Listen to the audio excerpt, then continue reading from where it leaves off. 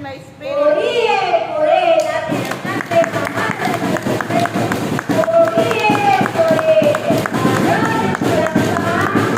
Maraming ngayon, darako na tayo sa kapahayagan Sa paghahari. Paghahari ng Diyos. sa pagkahari ng Diyos. Sa nababagong panahon, Sa panahon, sa nababagong sa panahon. nagbabagong panahon, sa panahon ng nagbabagong panahon natin ngayon. Ni